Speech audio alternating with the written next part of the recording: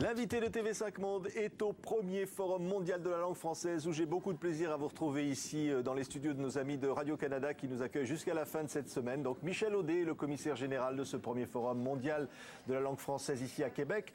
Et le président Abdou Diouf, donc le président de la francophonie, a déclaré en ouverture à ce forum qu'il faut se battre parce qu'il dit-il un jour, peut-être le français ne dira plus rien sur rien. Vous pensez qu'il y a véritablement une menace qui justifie le forum aujourd'hui que vous organisez, Michel Audet ? Il y a une menace et il y a une opportunité, dans le sens que l'avenir de la langue française est à géométrie variable. On connaît bien maintenant les chiffres et la démographie. La démographie, on sait que l'Afrique sera le continent où on verra exploser le nombre de locuteurs francophones dans l'avenir. Par contre, il y a d'autres parties du monde, comme l'Europe ou le Québec ou le Canada, où la langue française vit des jours et un futur très différents. Donc, c'est une occasion pour discuter à la fois des opportunités de croissance et de promotion pour la langue française en termes de place dans le monde et aussi de réfléchir sur les menaces et les modèles peut-être qu'il faut envisager dans ces pays-là ou entre pays en termes de solidarité pour essayer de faire en sorte que la langue française soit bien vivante sur tous les continents. Parce qu'elle est menacée. C'est aussi finalement que ce forum ait lieu, c'est le constat finalement qu'il y a véritablement une menace. C'est un constat qu'il y a un changement important sur le plan géopolitique par rapport à la langue française. Le fait que la langue française a toujours été l'apanage de la France et de ses déclinaisons en Europe et du fait français au Québec, mais aujourd'hui, on s'aperçoit que la langue française séduit les Chinois, séduit les Brésiliens, par exemple, qu'il y a en Amérique du Nord, aux États-Unis, plus d'1,5 million de locuteurs francophones, qu'il y a au Japon un intérêt de plus en plus marqué. Donc, il y a des changements géopolitiques. On a parlé de l'Afrique tout à l'heure, c'est un autre changement géopolitique important. Et de l'autre côté, bien, il y a la menace qui pèse sur l'Europe, sur le fait que la France et sa langue pèsent moins par rapport, entre autres, à d'autres langues la sur France, le continent comme l'a européen. dit apparemment Abdou Diouf, la France ne défend pas assez la francophonie ou s'en désintéresse. Il a accusé les universitaires, il y a des grandes ambitions tournées envers le navire amiral de la francophonie et de la langue française. Entre autres, je vous dirais, sur deux sujets importants, la science, le développement des connaissances, la recherche et développement, et puis le monde de l'économie et du travail. Je pense qu'effectivement, il y a des grandes attentes par rapport au navire amiral que les grands scientifiques français soient au premier rang de la promotion de la langue française comme langue de science et que les entreprises françaises soient au premier rang de l'économie pour favoriser la diversité linguistique dans le monde économique. Mais Michel Audet, si Abdou Diouf, on le voit à l'image, qu'il a rencontré, donc notamment ici le Premier ministre Stéphane Harper et le Premier ministre du Québec Jean Charest, lorsque finalement il accuse un certain nombre de pays de ne pas en faire assez, il dit aussi qu'il compte beaucoup, en revanche, sur le Québec. Et on a l'impression aussi qu'au Québec, il y a un débat sur ce qu'il faut faire pour aider la langue française. Oui, puis c'est un débat qui est très sain. Vous savez, au Québec, on pèse pas lourd en termes de gouttes dans l'océan de la francophonie, là, 7 millions de francophones. Mais on a une histoire, on a des encadrements institutionnels, juridiques, qui sont questionnés à raison parce que le Québec se développe dans un monde multipolaire, avec une immigration importante, avec des choix pour les allophones de langue.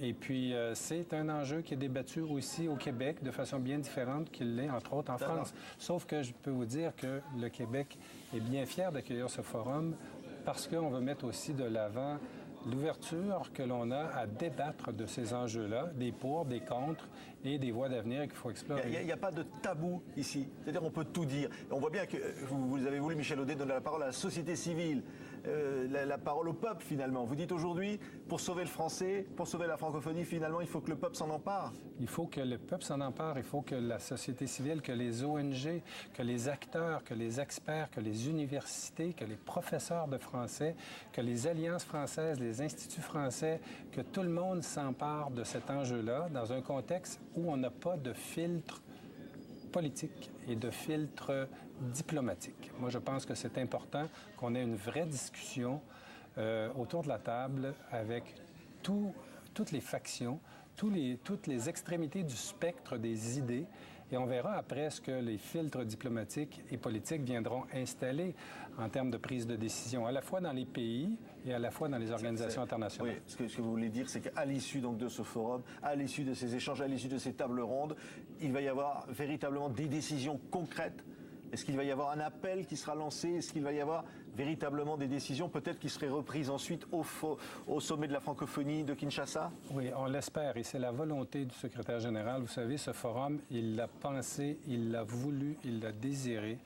Donc, il veut qu'il y ait des choses qui se passent ici. D'ailleurs, hier, il nous a dit à l'ensemble de la jeunesse et de la société civile, interpellez-nous, bousculez-nous, amenez-nous sur d'autres terrains et ça va nous obliger à prendre en considération ce qui va, entre autres, émerger de ce forum, à la fois pour le sommet de Kinshasa, bien sûr, mais c'est très court, le sommet de Kinshasa, c'est dans 2-3 mois, mais il faut vraiment créer un mouvement pour aller beaucoup plus loin, pour avoir un autre forum du genre dans quelques années. Dans 4 ans, un autre forum? Ben, je ne sais pas si c'est dans 4 ans. En fait, oui. Mais je pense, moi, qu'il faudra alterner les forums et les sommets parce que c'est très exigeant pour l'institution de la francophonie de tenir tout ça à quelques semaines, quelques mois d'intervalle, avec, entre autres, des Jeux olympiques entre les deux, où on veut aussi faire la promotion où la langue française sera aussi en difficulté. Abdou Diouf n'a pas hésité à le dire d'ailleurs. Il dit évidemment dans les instances à l'ONU, à l'Union européenne et aux Jeux olympiques, on voit bien qu'il y a une tendance évidemment à privilégier l'anglais au détriment finalement du multilinguisme. Oui. Et du français qui est la langue officielle. Et c'est un combat qu'il faut faire. C'est un combat qu'il faut faire. Il ne faut pas lancer la serviette. Ce sont des symboles en plus. Si on lance la serviette dans des événements aussi symboliques que les Jeux olympiques ou encore les grandes messes à Genève du Conseil des droits de l'homme aux Nations unies, on perd la partie. Donc, il faut vraiment, je vous dirais, harnacher ces institutions avec la langue française. Oui. Je voudrais bien comprendre, Michel Audet, votre engagement, vous avez vous porté à bout de bras, vous l'universitaire, vous allez bientôt reprendre l'Institut des hautes études. Et aujourd'hui, pourquoi? Vous dites qu'il y a un danger, mais quel est ce danger réellement? Qu'est-ce qui pourrait se passer? Moi, je crois, en matière de culture, je pense que la langue française va toujours trouver une façon de rayonner partout dans le monde. Moi, je pense que présentement, on est à risque sur un certain nombre de volets dans la société. Un premier volet, c'est l'économie. Je dois vous dire qu'on est à la recherche d'entreprises modèles et de bonnes pratiques, d'entreprises francophones en France, en Amérique, qui vraiment tiennent le haut du pavé et sont volontaires par rapport, entre autres, à l'usage de la langue française dans leurs affaires, les affaires avec les fournisseurs, leur instance de gouvernance, etc. Plus généralement, en un mot. Oui.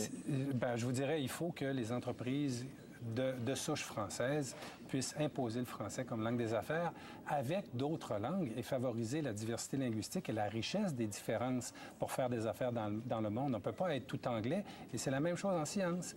Il faut absolument se battre contre le fait que les seules bonnes sciences sont écrites dans des revues américaines avec comité de lecture et ce qui est écrit en français, c'est de seconde zone. Merci, Michel Audet. En tous les cas, il y a 170 artistes aussi dans ce premier forum mondial de la langue française. On va s'amuser, on va travailler. Voilà, et nous restons avec vous. On continue le débat. Vous voyez voir, ça va être très, très animé avec d'autres invités jusqu'à la fin de cette semaine et puis au-delà même. Merci d'avoir été avec nous. À demain. Merci.